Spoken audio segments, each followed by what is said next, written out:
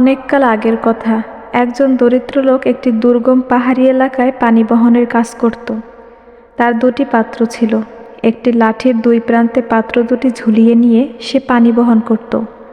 রোজ অনেকটা পথ হেঁটে পাড়ি দিতে হতো। দুটি পানির একটি কিছুটা ভাঙ্গা, অপরটি ত্রুটিহীন। পানি নিয়ে যেতে যেতে ভাঙ্গা পাত্রটি প্রায় অর্ধেক খালি হয়ে যেত। অপরদিকে ত্রুটিহীন পাত্রটি প্রতিদিন সুন্দরভাবে কানায় কানায় ভরে পানি পৌঁছে দিত।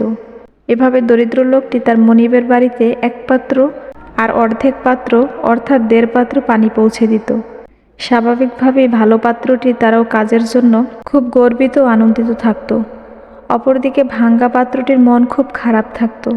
সে খুব লজ্জিত থাকত, কারণ তাকে যে কাজের জন্য বানানো হয়েছিল সে তার সেই কাজ পুরোপুরিভাবে করতে পারছিল না। ত্রুটিহীন পাত্রটি এভাবে অনেকদিন পানি বহনের কাজ করার পর একদিন আর সইতে না পেরে লোকটির কাছে তার ব্যর্থতার জন্য ক্ষমা চাইল। সে বলে উঠল, আমি আমাকে নিয়ে লজ্জিত ও হতাশ।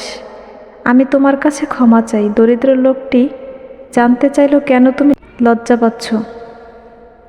তুমি কত কষ্ট করে রোজ আমাকে বয়ে নিয়ে যাও, নদী থেকে আমাকে পানি নিয়ে পূর্ণ করে নাও, অথচ আমি তোমার মনিবের কাছে যেতে যেতে অর্ধেক পানি ফেলে দেই।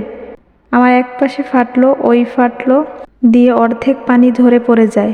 লোকটি তার পাত্রটির প্রতি সমবেদনা জ্ঞাপন করল। হয়তো এর মাঝেও ভালো কিছু আছে যা তুমি এখনো বুঝতে পারছো না।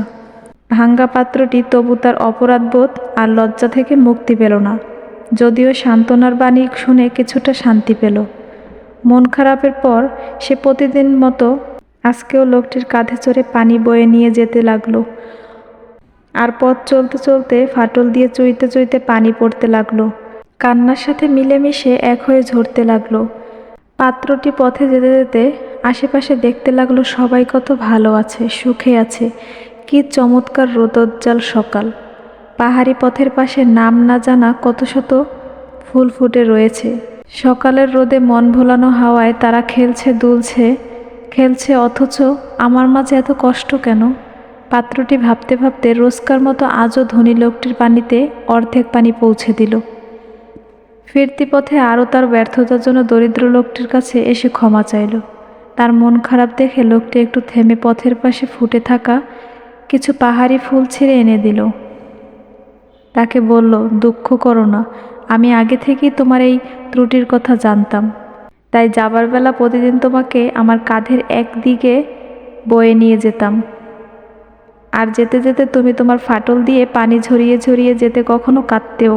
এভাবে পথের এক পাশে তুমি প্রতিদিন পানি দিতে, দেখো পথের ওই দিকে চেয়ে কত সুন্দর ফুল ফুটে রয়েছে, তুমিই তো তাদেরকে পানি দিয়েছ।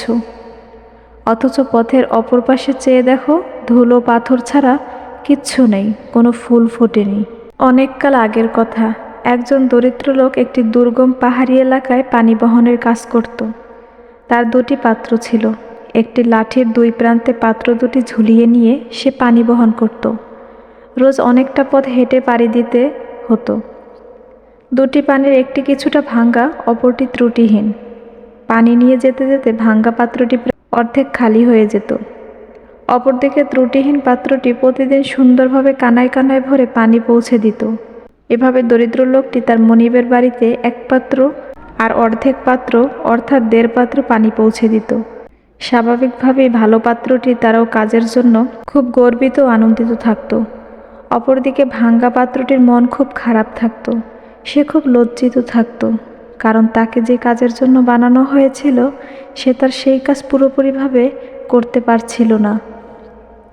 ত্রুটিহীন পাত্রটি এভাবে অনেকদিন পানি বহনের কাজ করার পর একদিন আর সইতে না পেরে লোকটির কাছে তার ব্যর্থতার জন্য ক্ষমা চাইল। সে বলে উঠল, আমি আমাকে নিয়ে লজ্জিত ও হতাশ।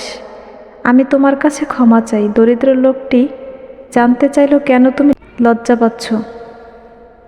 তুমি কত কষ্ট করে রোজ আমাকে বয়ে নিয়ে যাও, নদী থেকে আমাকে পানি নিয়ে পূর্ণ করে নাও, অথচ আমি তোমার মনিবের কাছে যেতে যেতে অর্ধেক পানি ফেলে দেই।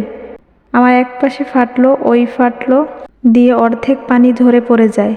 লোকটি তার পাত্রটির প্রতি সমবেদনা জ্ঞাপন করল।